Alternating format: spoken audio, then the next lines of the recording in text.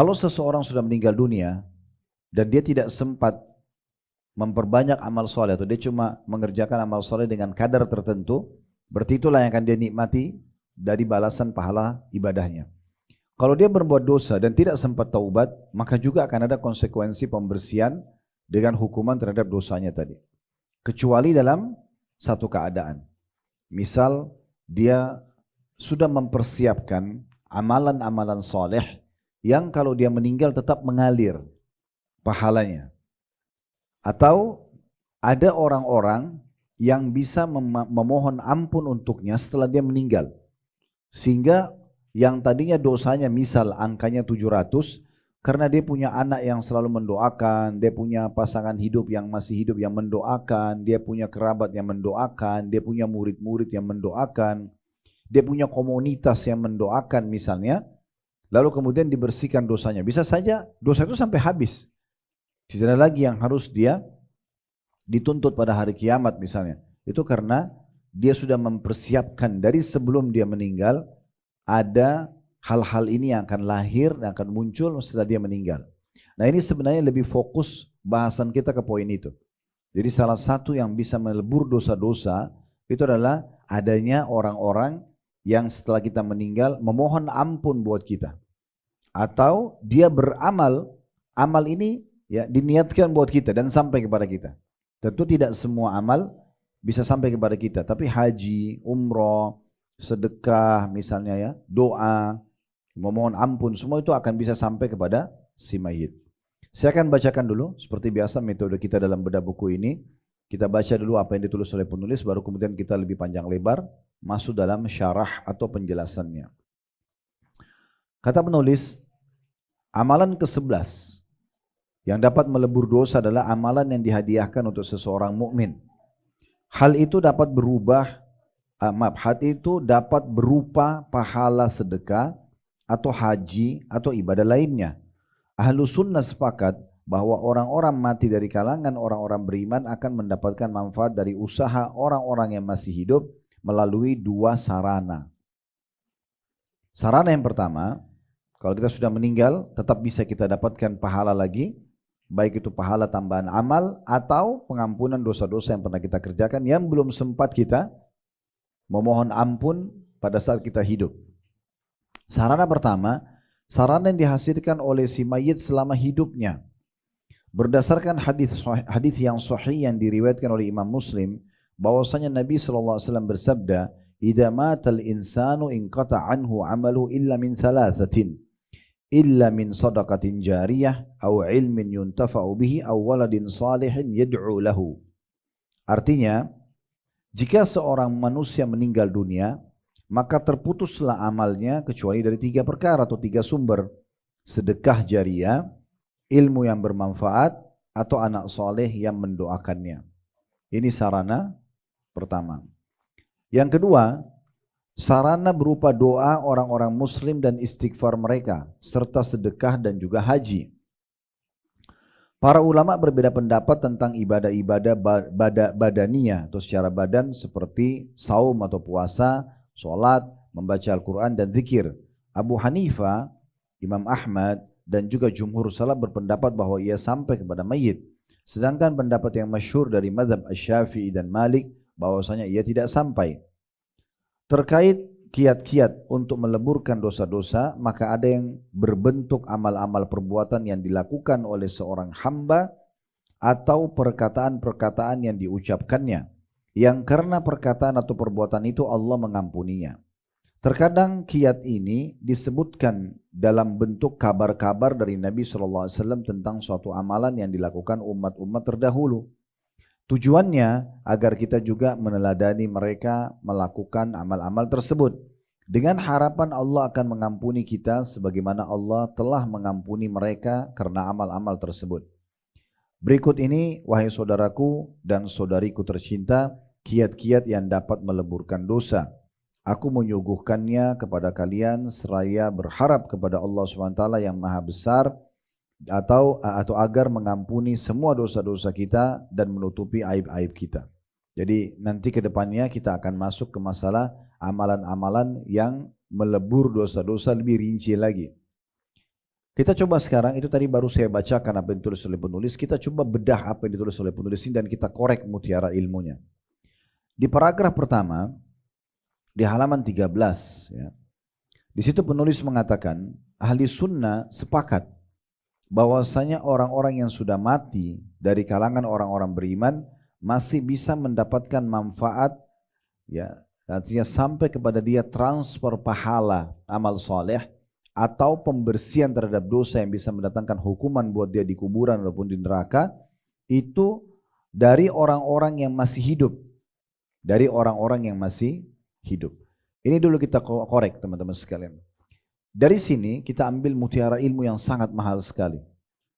Ternyata seseorang di antara kita masih diberikan peluang oleh Allah Subhanahu wa taala bukan hanya sekedar mendapatkan pahala dari amal kita sendiri. Coba kita bayangkan teman-teman kalau seandainya cuma pahala kita sendiri aja, misalnya kita sholat 5 waktu, kita sholat sunnah juga, anggaplah semua jenis ibadah kita kerjakan, puasa wajib, puasa sunnah, zikir, baca Quran dan seterusnya, anggaplah semua kita kerjakan. Dan misal umur kita 60 tahun, 10 tahun kita anggap dipotong masa balik, 50 tahun semua kita ibadah. Apakah ini cukup untuk membuat kita masuk ke dalam surga atau memberikan derajat tertinggi di surga? Allahu alam. Tapi yang jelas kalau secara hitung-hitungan sholat 5 waktu yang hanya 5 menit atau 10 menit satu sholat, ya kali 5 waktu sholat sehari, itu masih sangat sedikit. Ya, kalau kita pecah dia secara sub atau bagian-bagian. Kalau akumulasi mungkin 50 tahun terlihat besar. Tapi kalau kita lihat akumulasi waktu 24 jam kali 50 tahun itu sangat kecil kita kerjakan ibadah tersebut. Oleh karena itu Allah Subhanahu wa taala memberikan peluang agar kita bisa meraih pahala ekstra dari orang-orang di sekitar kita. Kita mulai dulu dari sama-sama hidup. Saya dengan orang lain hidup. Bisa enggak saya raih pahala dari mereka selain pahala saya? Jawabannya bisa. Bisa enggak? Yang kedua, saya raih pahala setelah saya meninggal dari mereka yang masih hidup? Nah bisa. Kalau poin yang pertama, kita sama-sama hidup, contohnya, teman-teman coba menjadi marketing ibadah. Kita menjadi marketing ibadah. Semua ibadah yang Bapak Ibu kerjakan, itu dimarketingkan. Misalnya, daripada sholat sendiri, duhur misalnya, 10 menit, 15 menit sebelum azan, udah saya mau siap-siap sholat deh, saya wudhu lalu saya sholat. Kalau dia kerjakan sendiri, ya udah pahalanya buat dia sendiri dan hanya sebatas amal yang dia sudah kerjakan. Misalnya ditentukan kadar pahalanya 100, sudah dapat dia 100 itu. Tapi sayang sekali, sebenarnya dia bisa dapat lebih daripada itu. Bagaimana caranya? Marketingkan sholat itu. Buat status waktu sholat duhur sudah dekat misalnya. Angkat di media kita, misal. Atau kita share ya, sebuah hadis tentang keutamaan sholat tepat waktu misalnya di grup kita. Contoh. Anggaplah dari sekian ratus atau ribuan orang yang ada di kontak kita atau di media kita, ya, apalagi kalau mereka ada yang juga share lagi ke orang lain misalnya, itu 10 orang aja, 10 orang yang ikut misalnya. Anggap, oh 10 orang ini tahu, oh iya ini sudah mau waktu sholat masuk nih, kita sholat yuk. 10 orang dari sekian ratus orang ya di kontak kita. Setiap orang di antara kita saya yakin punya lebih dari 100 orang kontak di handphonenya. Itu minimal, ya, mungkin lebih daripada itu. Sekarang 10 orang saja ikut sholat, walaupun beda kota, beda masjid, ya, beda tempat lah ya, laki-laki perempuan lalu mereka sholat. Anggap masing-masing mendapatkan juga 100 pahala, karena mereka kerjain sholat. Tapi kita karena memarketingkan sholat tadi, kita yang menawarkan kepada mereka, kita akan diberikan pahala mereka tanpa dikurangi sedikit pun dari pahala mereka. Anggap 10 orang itu masing-masing dapat 100 pahala, 100 pahala, 100 pahala, 100 pahala, 10 orang itu. Sudah mereka dapatkan. Tapi mereka kan tadi sholat ini karena ada andil kita di situ. Kita yang memberikan informasi kepada mereka atau mengingatkan mereka. Maka Allah dengan kemahamurahannya memberikan kita 100 punya mereka itu diberikan kepada kita. Kita mendapatkan 1100 pahala, sementara tidak dikurangi dari pahala mereka sedikit pun. Itu hadis yang masyhur, di mana Nabi SAW mengatakan siapa yang menunjukkan pada satu kebaikan, maka Allah akan memberikan pahala untuk dia pada siapapun yang mengikutinya tanpa mengurangi sedikitpun dari pahala orang yang ya mengikutinya. Itu penting. Ini bisa kita tarik dalam semua ibadah. Daripada puasa ya puasa sendiri ya sebarin.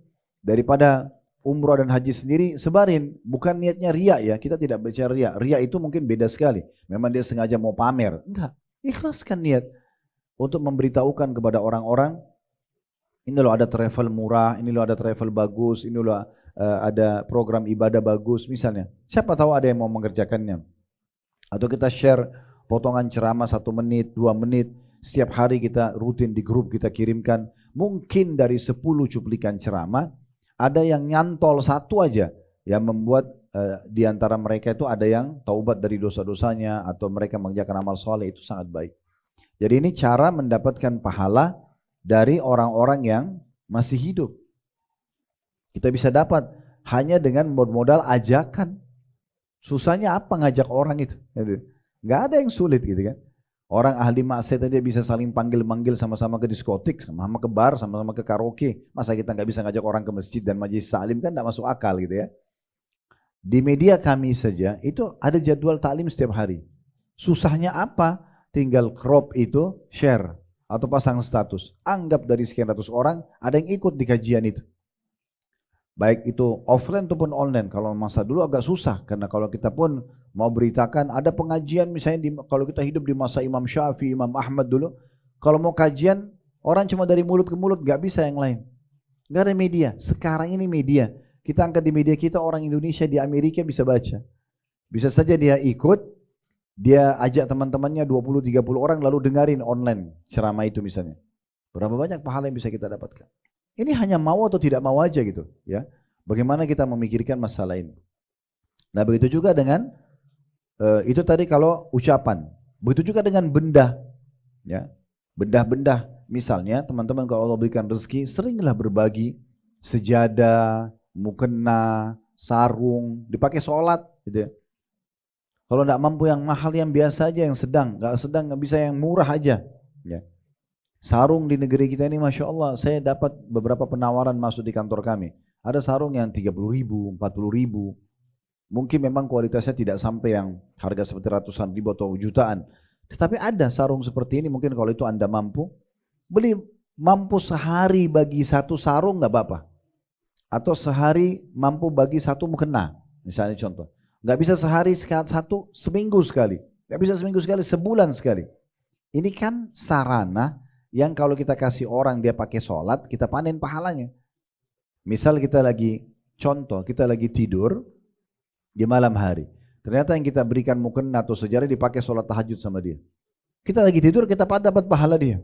Karena fase itu dipakai sama dia. Kan gitu. Hal yang lain banyak. Ada orang-orang misalnya punya kemampuan finansial. Bapak Ibu diberikan rezeki. Bapak Ibu coba datang ke masjid, lalu kemudian ini listriknya masjid saya aja yang bayar ya.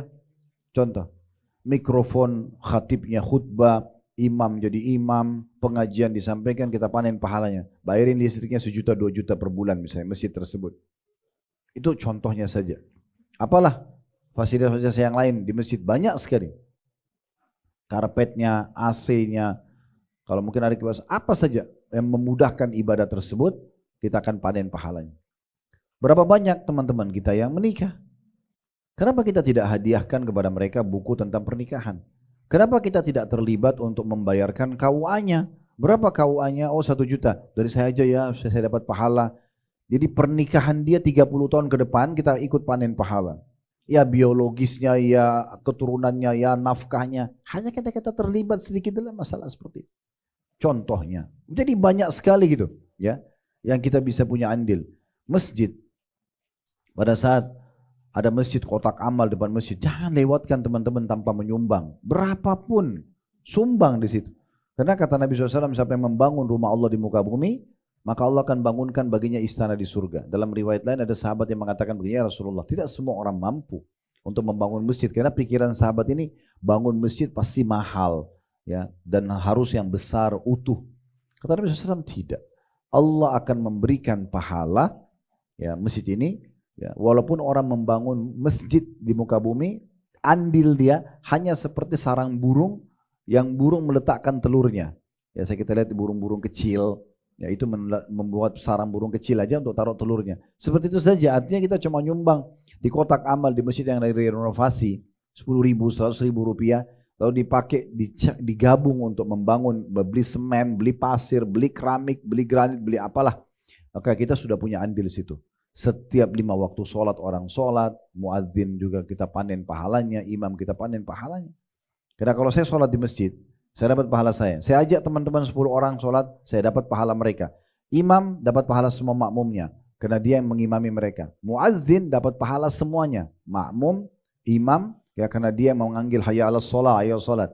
Tapi ada orang, walaupun dia sudah meninggal dunia, atau dia masih hidup, dia panen pahala walaupun tidak hadir di situ. Itu orang yang membangun masjidnya. Kenapa kotak amal lewat? Sudahlah. Bisikan setan, sudah tidak usah bantu. Langsung tinggalin. Kenapa? Bahkan saya sering sampaikan teman-teman, kalau kita sudah menyumbang hari ini, pagi hari tadi pada saat kita keluar ke kantor, ke keluarga, silaturahim keluarga, kemanalah aktivitas kita udah nyumbang nih 10.000 atau 100.000 rupiah. Malam atau sore kita pulang masih ada kotak amal, sumbang lagi. Berarti ada 2 masjid, ada 3 masjid, walaupun di masjid yang sama. Karena kan setiap kali nyumbang kita dibangunkan istana di surga. Kenapa disia-siakan hal seperti ini? Ini kan contoh-contoh. Jadi sebenarnya kita bisa meraih pahala ekstra di masa kita hidup dari manusia yang masih hidup. Baik itu dengan ajakan tadi, baik itu dengan sarana prasarana, ya, bayarin listrik, bayarin air, ya, apalah semuanya. Itu semua bisa kita lakukan. Termasuk di pesantren ya, kalau Anda punya teman-teman yang dikenal pesantren punya andil, bayar listrik pesantrennya, bayar apalah di situ ya, airnya, siapin buku-buku, Quran yang dipakai baca, semua itu adalah pahala yang sangat besar ya. Begitu juga pada saat kita sudah meninggal. Nah, sudah meninggal ini kita memang harus punya persiapan untuk itu. Bagaimana pada saat kita meninggal bisa mendapatkan tetap pahala. Nah, tadi disebutkan hadisnya, kalau anak Adam meninggal dunia, maka terputus sumber pahalanya kecuali dari 3. Disebutkanlah sedekah jariah. Sedekah jariah berarti sesuatu yang kita sedekahkan semasa hidup, dan itu sifatnya seperti investasi jangka panjang. Kayak wakaf tanah, karena terus akan dipakai. Kalau untuk masjid, untuk pesantren, untuk rumah anak yatim misalnya, terus menerus bermanfaat. Sumur yang terus dinikmati, hasil airnya, perkebunan ya, yang terus ada hasilnya misalnya. Semua itu bisa menjadi sedekah jariah, artinya terus akan ya mengalir pahalanya. Begitu juga dengan yang kedua, ilmu yang bermanfaat. Bagaimana kita belajar ilmu agama dan mengajarkan pada orang lain. Walaupun di sini teman-teman ada syarat tentu ya, tidak boleh kita menyebarkan ilmu agama kalau kita belum punya ilmunya. Itu ya, kita ngomong sembarangan itu berbahaya karena nanti malah menyesatkan orang lain. Tapi kalau kita sudah punya ilmu walaupun secara substansial, misal teman-teman kebetulan mendapatkan informasi dari satu potongan ceramah tentang keutamaan wudu aja. Oh ternyata wudu itu bisa menggugurkan dosa-dosa ya. Kata Nabi SAW, tidak ada seorang muslim yang tiba waktu sholat kemudian menyempurnakan wudunya, kecuali semua ya, tetesan air terakhir akan menggugurkan dosa-dosanya. Dari tangan, dari mulut, dari matanya, ya, dari kepala, dari kaki dan tangan, semuanya akan menggugurkan dosa-dosanya. Misal, lalu teman-teman share atau ajarkan kepada orang lain, ini ilmu bermanfaat namanya. Ya. Juga saya sarankan, ya kalau teman-teman mau, ini ada pahala besar dalam ilmu, yaitu bagaimana kitanya sendiri menyebarluaskan buku dan artikel, ya, tulisan-tulisan para ulama kita semampu kita. Misal teman-teman kalau turun di bawah, ini bukan karena saya suruh belanja di bawah, Anda bisa belanja di mana saja. Tapi kami siapkan misalnya di sini ada satu buku-buku kecil. Buku ini termasuk kecil ya. Ada buku lebih kecil dari ini lagi. Harganya cuma 10.000 atau 15.000 rupiah. Di mana saja Anda dapatkan buku itu. Ada kesempatan sehari beli satu aja. Beli satu, datang ke satu masjid, musola, titipin di situ. Mungkin ada yang baca. Kita ketemu sama silaturahim keluarga, ketemu sama seorang teman, kita hadiahkan buku itu. Mungkin dia baca tidak hari itu, mungkin dia baca nanti, tapi oke lah. Itu bagus karena untuk kita menjadi seorang penulis itu nggak mudah. Menyusun dalil-dalil, kita harus punya ilmu, kita harus kuat argumennya, baru kita bisa susun buku. Kalau enggak jadi salah semua gitu kan. Nah buku-buku para ulama kita sudah ada. Begitu juga dengan cuplikan-cuplikan ceramah, sudah banyak mereka angkat di media-media mereka. Ribuan, bahkan mungkin bisa kita katakan jutaan cuplikan mungkin ya, dari berbagai macam bahasan yang dibahas oleh para dai-dai dan ulama kita. Tinggal kita ambil, kita share ya. Itu tidak ada sulitnya, tidak ada kesulitannya gitu ya. Itu semua menjadi ilmu yang bermanfaat. Jadi ilmu bermanfaat ini bukan hanya sekedar dia belajar, lalu dia praktekkan buat diri dia atau diajarkan orang lain, tapi juga masuk dalamnya adalah bagaimana kita punya andil dalam orang lain, gitu ya. Kita punya andil dalam orang lain. Seperti juga di yayasan kami buat khusus ada kesempatan bersedekah di sponsor dai. Saya waktu terjun di alam dakwah betul-betul berpikir di saat satu hari saya mengajar 2-3 tema misalnya, bisa menyampaikan di sekian ratus atau sekian ribu orang, bisa menyampaikan sekian belas ayat atau puluhan ayat ataupun hadis Nabi SAW. Berapa banyak pahalanya itu? Walaupun kita tidak bisa hitung ya. Bagaimana kalau seandainya dai-dai kita yang kompeten di bidangnya, kita ikut andil di situ. Kita ikut andil misalnya menyiapkan bukunya atau kita sponsori dia. Banyak dai-dai kita yang kompeten di bidangnya, berilmu tapi mereka tidak mampu secara finansial. Kenapa kita nggak biayai hidupnya? Kita berikan sponsor bulanan 2 juta, 3 juta rupiah. Minimal punya andil untuk beli berasnya, bayar listrik rumahnya. Berapa banyak umat yang diajarkan sama dia? Dan berapa banyak manfaat didapatkan? Atau kita sekolahkan anaknya, beasiswakan di pesantren supaya bisa menggantikan ayahnya misalnya. Atau kita membiayai ya semampu kita misalnya saudara kita muslim yang mau melahirkan. Itu luar biasa tuh ya. Karena pada saat dia melahirkan berarti kita punya andil di anak tersebut. Selama anak itu hidup, maka kita akan panen pahalanya. Dan sekian banyak contoh-contoh yang berhubungan dengan masalah ini. Yang ketiga atau anak soleh yang mendoakan. Atau anak soleh yang mendoakan. Nah ini teman-teman sekalian juga pentingnya seseorang, ya kalau mohon maaf saya bukan menyinggung siapapun ya. Kalau yang masih Allah uji belum diberikan keturunan, tetap jangan putus asa dan mohon kepada Allah. Tetapi kalau yang dikaruniakan anak ini luar biasa. Ya, dijaga baik-baik, jadikan mereka sebagai aset amal soleh kita. Tidak mungkin ini bisa terjadi kalau kita tidak didik dari kecil supaya mereka sudah biasa berhijab, mereka sudah biasa sholat, mereka sudah biasa kenal Al-Quran, mengenal Tuhannya, mengenal Nabi SAW, sehingga hidupnya selalu dalam agama. Nah, itu akan baru menjadi amal soleh dan pasti mereka juga akan menjadi atau mendoakan kita pada saat sudah meninggal. Ini di paragraf pertama dan juga di paragraf kedua ya. Sebenarnya yang sedang kita singgung ya. Karena kita sudah sebutkan tadi hadis. Ada hadis lain yang menguatkan masalah ini. Saya coba bacakan ada penjelasan dari Syekh Abdul Razak bin Abdul Muhsin Abbad hafizahullah, salah satu ulama yang sekarang sampai hari ini mengajar di Masjid Nabawi. Pada saat beliau menyampaikan hadis ini saya bacakan dulu ya dalam bahasa Arab. An Anasin radhiyallahu anhu qala Rasulullah sallallahu alaihi wasallam, dari Anas radhiyallahu anhu beliau mengatakan bahwasanya Rasulullah SAW bersabda, sab'un yajri lil 'abdi ajruhunna wa huwa fi qabrihi ba'da mauti. Ada 7 perkara, 7 perbuatan akan terus mengalir pahalanya bagi seorang hamba, maksudnya yang melakukannya, ke kuburannya, pahala itu terus mengalir untuk dia setelah dia meninggal dunia. Disebutkan yang pertama, man 'allama ilman, siapa yang mengajarkan ilmu. Nah kalau tadi di hadis yang kita bahas itu ilmu bermanfaat ya. Di hadis yang kita bahas tadi di potongan keduanya, atau amal kedua dari 3 amal yang bisa sampai setelah orang meninggal. Setelah sedekah jariah, ilmu bermanfaat, baru anak soleh yang mendoakan. Kalau di hadis ini, ilmu itu nomor 1. Siapa yang mengajarkan ilmu, maka dia akan mendapatkan pahala yang terus mengalir setelah dia meninggal dunia. Kita dengarkan di poin ini dulu ya, dari 7 perkara yang disebutkan dalam hadis ini. Kita mulai dari poin pertama, ilmu yang bermanfaat.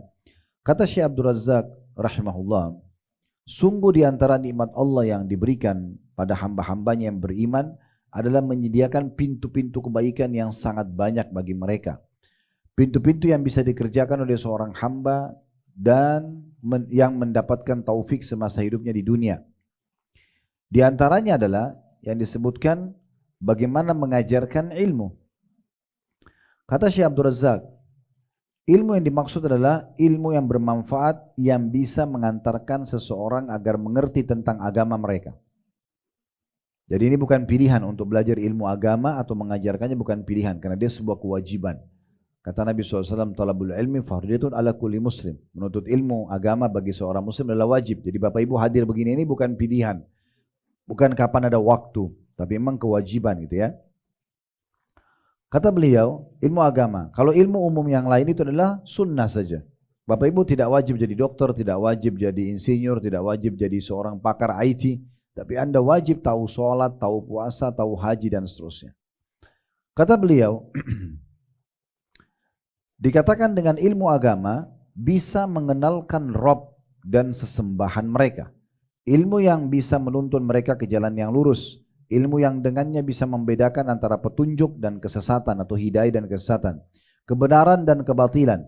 Serta halal dan juga haram. Dari sini nampak jelas besarnya keutamaan para ulama yang selalu memberi nasihat dan para da'i yang ikhlas. Merekalah ibarat pelita bagi manusia, penyangga negara, pembimbing umat dan sumber hikmah. Hidup mereka merupakan kekayaan dan kematian mereka adalah musibah. Karena mereka mengajari orang-orang yang tidak tahu, mengingatkan yang lalai, serta menerangkan petunjuk kepada orang-orang yang sesat. Ketika salah seorang dari para ulama meninggal dunia, maka ilmunya akan tetap abadi terwariskan di tengah masyarakat. Buku karya dan perkataannya akan senantiasa beredar. Masyarakat bisa memanfaatkan dan mengambil faedah dari buah karya mereka. Dengan sebab inilah, pahala akan terus mengalir meski mereka sudah berada dalam kubur mereka. Jadi statement beliau ini sangat menarik ya. Bagaimana kita memahami ilmu itu atau menjadi seorang alim yang faham, itu sangat besar manfaatnya. Karena nanti setelah dia yang mengingatkan orang supaya orang jangan sesat, supaya orang jangan lalai, supaya orang jangan maksiat, atau memandu mereka untuk memberikan motivasi konsisten istiqomah menjaga ketaatan atau meninggalkan cara taubat, meninggalkan dosa-dosa mereka. Nah ini ilmu bermanfaat. Sekarang bagaimana andil kita? Paling ideal kita belajar, kita menjadi seorang alim sehingga tertargetkan. Kalau tidak bisa bagaimana? Tadi sudah saya sampaikan. Berikan dukungan kepada para alim-alim atau dai-dai tersebut. Dengan ikut menyebarkan cuplikan ceramahnya, dengan ikut andil dalam buku-bukunya yang kita beli dan kita sebarkan. Punya andil dalam pribadi dia sendiri. Dengan ikut sponsor, memberikan memenuhi kebutuhannya, makanannya, minumannya, listrik rumahnya, pengobatan kalau dia sakit, istrinya kalau melahirkan, beasiswa buat anak-anaknya. Semua ini berarti kita punya andil dalam kehidupan si alim tadi. Nah ini kadang-kadang yang luput dari kita ya. Saya melihat di Saudi itu sangat luar biasa. Seorang alim itu betul-betul kayak dikeroyokin oleh orang-orang. Bagaimana mereka karena faham, mereka kejar agar bisa punya andil dalam kehidupan si alim tadi. Karena sepotong makanan saja yang kita masukkan ke mulut seseorang, itu jadi pahala.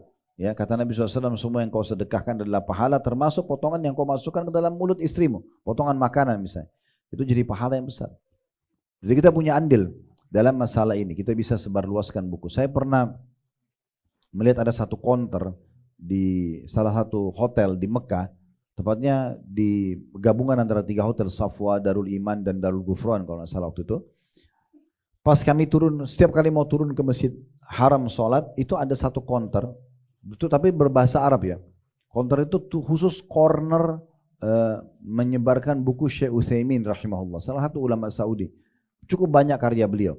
Tapi dia bukan sedang jualan buku. Dia sedang menawarkan kepada umat Islam, ada enggak yang mau punya andil dalam penyebaran buku ini? Buku ini akan kami sebarluaskan ke masjid-masjid, ke pesantren-pesantren, kami akan bagikan ke dai-dai. Silakan Anda mau nyumbang, mau dari 5 real, 10 real, 10 100 real, terserah. Ya, mau cetak satu buku, mau cetak ribuan buku silakan. Jadi sudah ada fasilitas buku yang mungkin kita tidak bisa mengarang seperti mereka, seperti para alim-alim atau seperti Syekh Utsaimin karena luasnya ilmu beliau gitu ya. Tapi kita diberikan peluang untuk menyebarluaskan tulisannya, ikut andil dalam buku-buku beliau. Ini sangat luar biasa. Menurut saya ini salah satu program sosial yang sangat menarik gitu ya. Maka saya sarankan bagaimana kita jangan luput daripada ikut andil pada para alim tersebut ya. Begitu juga dengan para huffaz, para penghafal Al-Quran. Kita memberi Quran, mushaf yang kita bagi-bagikan kepada para penghafal Al-Quran. Nanti mereka hafal dari mushaf tersebut selama hidup mereka. Mereka pakai, mengulangi ayat, kita panen pahalanya. Per satu hurufnya Al-Quran 10 pahala. Begitu juga pada saat dia mengajarkan muridnya dan tersebar luas menjadi imam-imam masjid dan seterusnya.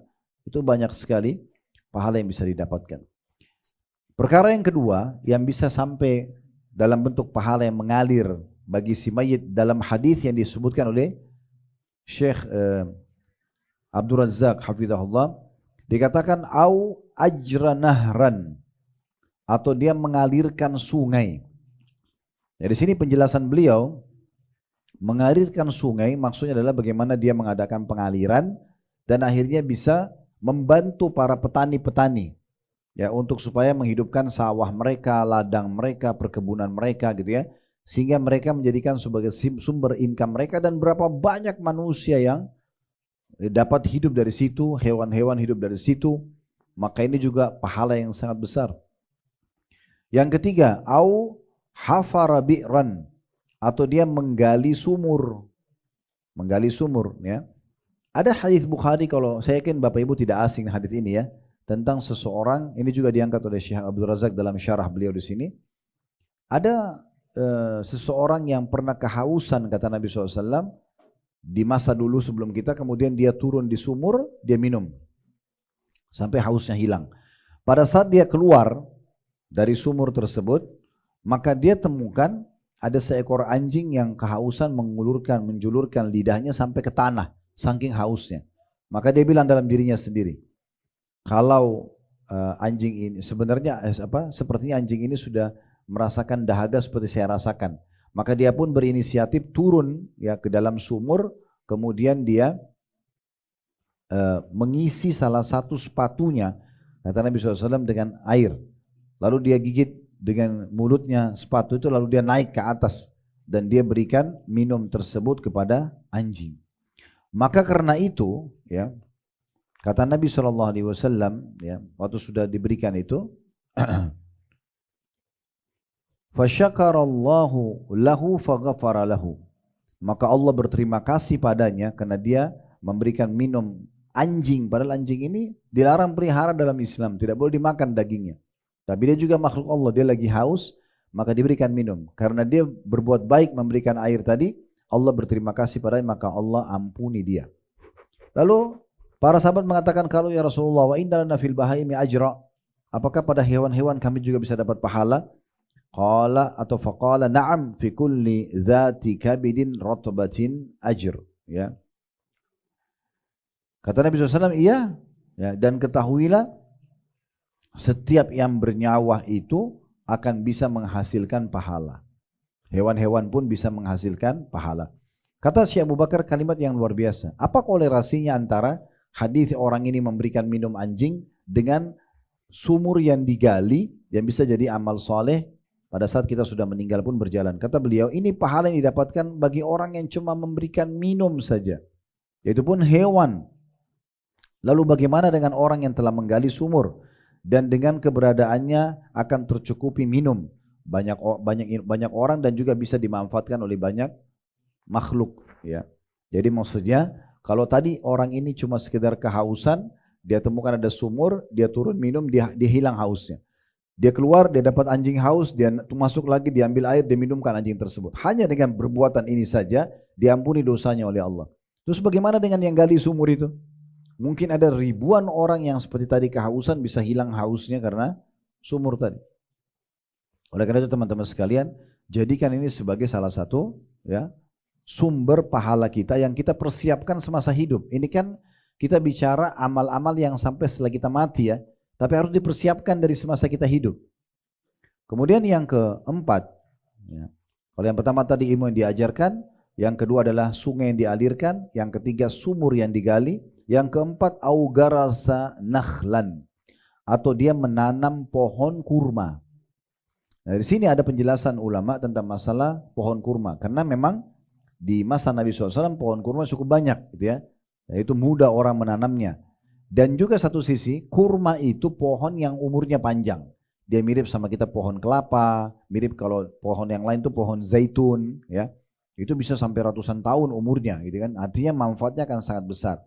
Ini secara khusus, secara umum pohon apapun yang teman-teman tanam itu akan selama diambil manfaatnya maka akan jadi pahala. Makanya dijelaskan dalam hadis yang lain tentang keutamaan menanam tanaman. Pernah Nabi SAW bertanya kepada seorang sahabiat, waktu itu ada pohon-pohon di situ, lalu Nabi tanya, siapa yang tanam pohon-pohon ini? Muslim atau kafir?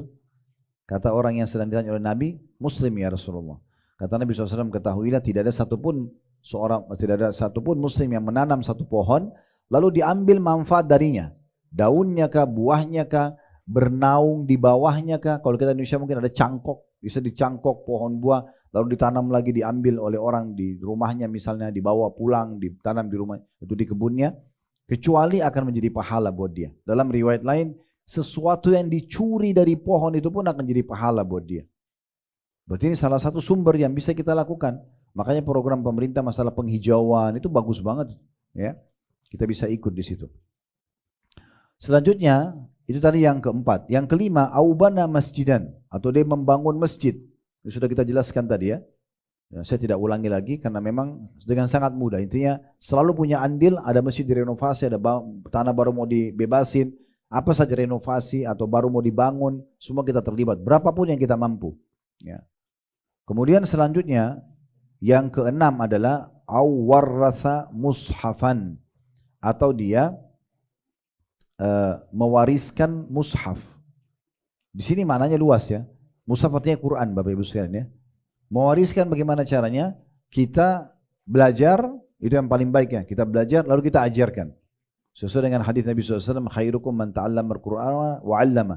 Orang yang paling baik yang terkenal adalah orang yang belajar Quran lalu dia mengajarkan orang lain. Oke, kita ngajarin Al-Quran kepada anak kita segala macam, kepada orang-orang itu paling baik. Atau bisa juga masuk dalamnya kita ya menyiapkan sarana prasarananya untuk para penghafal Quran. Ya, pembaca Quran, kita siapin fisik mushafnya. Tadi yang saya bilang dikasih pada penghafal, mereka mulai hafal dari situ, atau orang yang baca Al-Quran, ya, atau orang yang pakai untuk pengajian, misalnya contoh, nah, itu juga termasuk. Atau dia buat percetakan Al-Quran, nah, sehingga Al-Quran itu selalu dicetak, ya, gitu. Itu sangat bagus itu ya. Maka ini semuanya hal yang sangat positif. Salah satu contoh yang paling berkah saya lihat di masa kita sekarang itu apa yang dilakukan oleh Raja Fahad. Raja Fahad ini sekarang Raja Salman di Saudi, kakaknya dia ada satu Raja Abdullah, kakaknya lagi namanya Raja Fahad. Di masa hidup beliau, pernah satu masyarakat di sekitar Madinah mengatakan begini, wahai Raja Fahad, kenapa tidak kita buat, atau dia wakafin kalau tidak salah, dia bilang saya wakafin tanah saya ini untuk penyebaran Al-Quran. Maka Raja Fahad langsung mengambil inisiatif untuk membuat percetakan Al-Quran. Dan sampai hari ini Al-Quran dengan berbagai macam terjemahan dalam seluruh bahasa di muka bumi semampu mereka. Setahu saya sudah ada puluhan bahasa diterjemahkan, termasuk bahasa Indonesia ya. Biasanya kalau cetakan mereka dari Madinah itu berwarna merah bukunya. Begitu sama juga dengan Kemenak kita di Indonesia setahu saya gitu ya. Itu di awal-awal lembarannya ada penjelasannya. Maka itu dicetak dan itu berapa banyak orang yang baca. Dan setelah Raja Fahad meninggal pun percetakan itu terus berjalan. Kita sekarang kalau ke kota Madinah, Bapak Ibu kalau lagi umroh atau haji, kalau bisa mampir ke percetakan Al-Quran, mampir di dekat Masjid Qiblatain. Biasanya kita disambut tuh, diterima, dijelasin keterangan. Ini loh percetakan dibangun tahun sekian, kemudian ini mesin-mesinnya, kita bisa produksi sekian banyak, kemudian kita bisa mencetak dalam sekian bahasa, ulama-ulama yang terlibat dalam membenarkan terjemahan-terjemahan tersebut. Ya, itu terus kita pada saat pulang dikasih Quran terjemahan. Sesuai dengan bahasa yang kita bahasa Indonesia dikasih bahasa Indonesia, orang berbahasa Inggris, bahasa Perancis gitu ya. Itu luar biasa pewarisan terhadap Al-Quran. Yang terakhir yang ketujuh adalah autaraka waladan yastaghfir lahu ba'da mauti, atau dia meninggalkan anak yang terus memohon ampun untuknya setelah dia meninggal dunia. Nah, ini sejalan tadi dengan hadis yang sudah kita sebutkan dalam hadis di buku kita, atau anak soleh yang mendoakannya. Dan saya sudah bilang tidak mungkin anak bisa jadi soleh atau soleha tanpa dibentuk. Tidak mungkin. Harus dibentuk dari kecil. Dan saya selalu bahasakan bagi Bapak Ibu yang Allah karunia anak, stop untuk mewariskan keburukan pada anak-anak. Jangan karena kita sholatnya pas nanti kenal sholat, kenal Al-Quran umur 30 tahun, ya sudahlah, ayah ibu juga dulu begitu kok. Sekarang bebas-bebasin aja kamu. Nanti 30 tahun baru taubat atau apa. Ini keliru. Ya. Ini keliru. Kalau perlu kita tutupin kesalahan kita dulu, kekurangan kita di anak-anak kita. Kita buat mereka justru sekarang mereka lebih baik dari kita. Umur 10 tahun sudah bisa hafal Quran. Umur 10 tahun mereka sudah tutup aurat. Mereka sudah tahu hadis-hadis Nabi SAW. Sudah terterapkan sunnah Nabi di rumah kita. Itu adalah sangat baik. Sehingga memang tercetaklah anak-anak yang kita harapkan bisa menjadi amal soleh buat kita.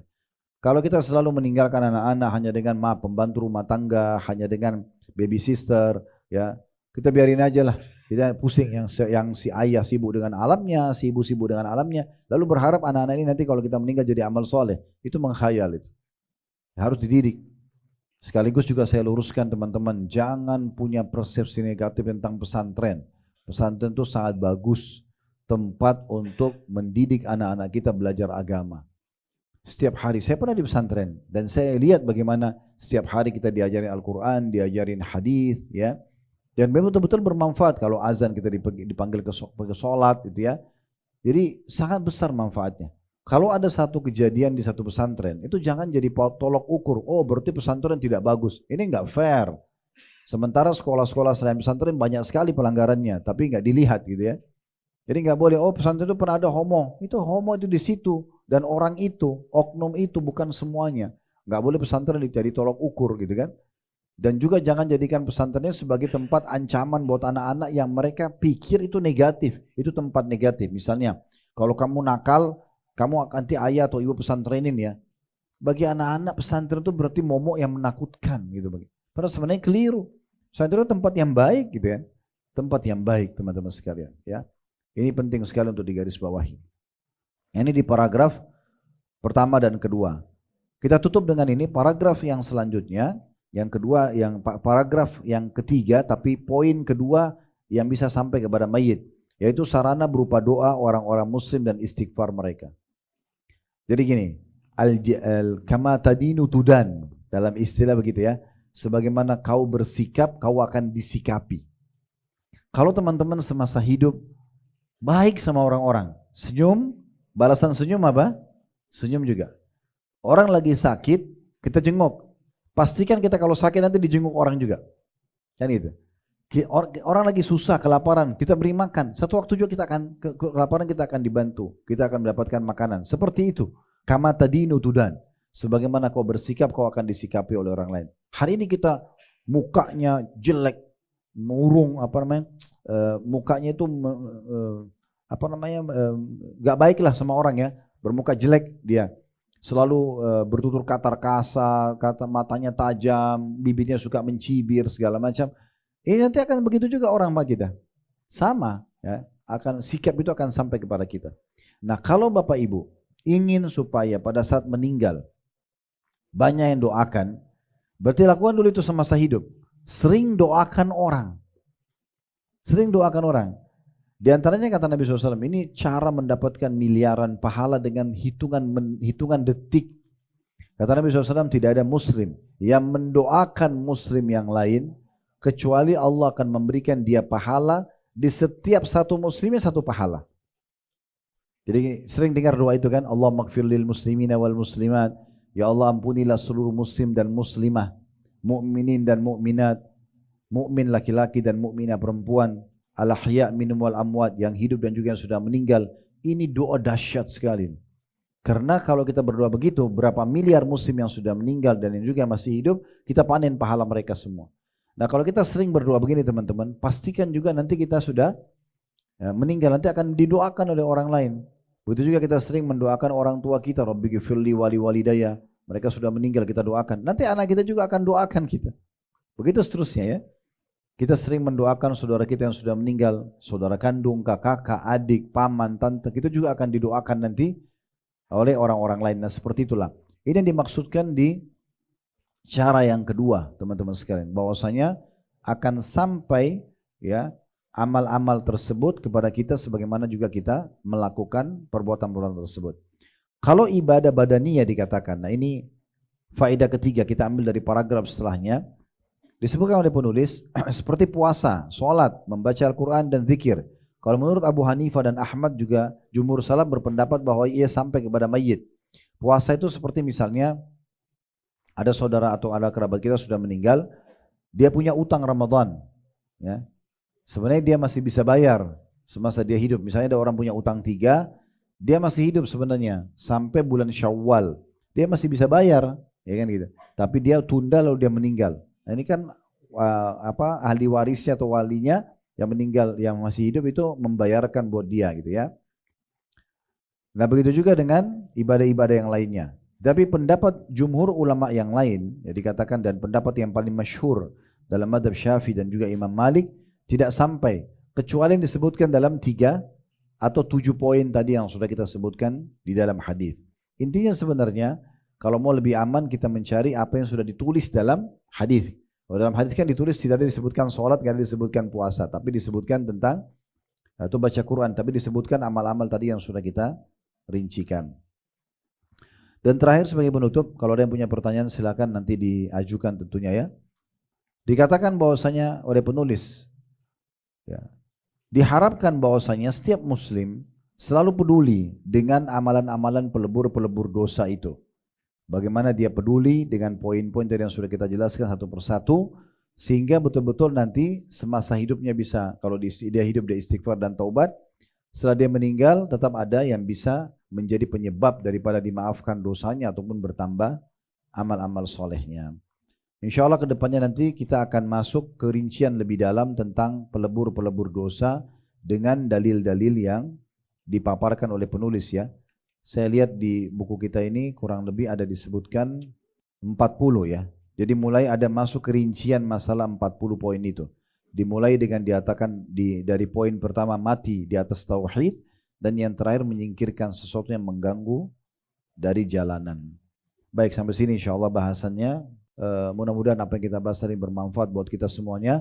Allah mudahkan kita untuk mengamalkannya, dan semoga yang mengikuti acara kita ini live ataupun siaran ulang, baik itu offline ataupun online, semuanya dipenuhi hajat-hajat dunia dan akhiratnya, dimaafkan dosa-dosanya, diterima seluruh amal solehnya, dan semoga Allah satukan kita semua di surga firdausnya tanpa hisab, mana disatukan dalam majelis ilmu yang mulia ini. Ada benar dari Allah, silakan ambil dan diamalkan. Kalau ada salah dari saya, maka maafkan, dan juga saya beristighfar kepada Allah. Subhanakallahumma bihamdika, asyhadu an la ilaha illa anta astaghfiruka wa atubu ilaik. Wassalamualaikum warahmatullahi wabarakatuh.